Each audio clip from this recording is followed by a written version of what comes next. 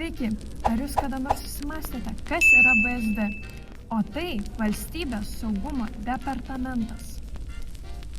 O koks jos tikslas?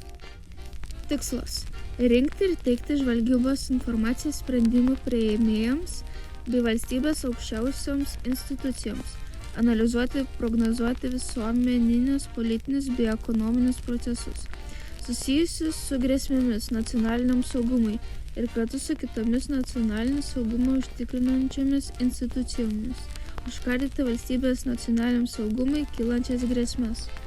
Yra 4 pagrindinės vertybės – lojalumas, kompetencija, sąžiningumas, pagarba. Štai matome VSD vėliavą.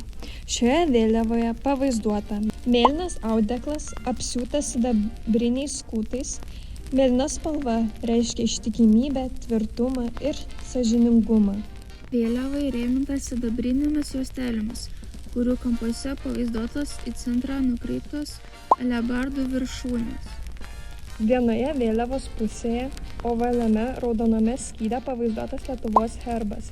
Sidabrinis vytis, už jo sidabrinė stilizuota alebarda. Valstybės herbas apjuostas sidabrinėmis lauro šakelėmis. Kitoje vėliavos pusėje pavaizduotas ant užpakalinių kojų stovintis sidabrinis grifonas.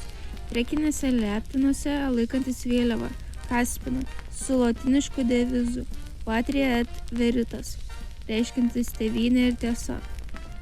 O čia yra VSD ženklas.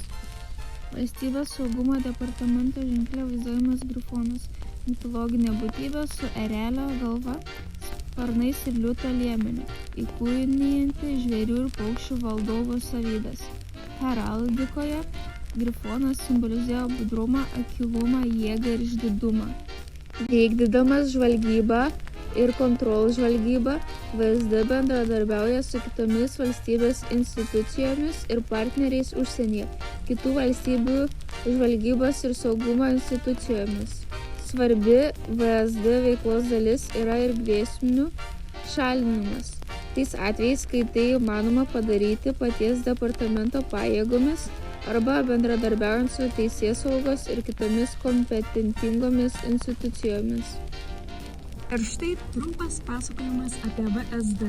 Argi ne taip, Puki?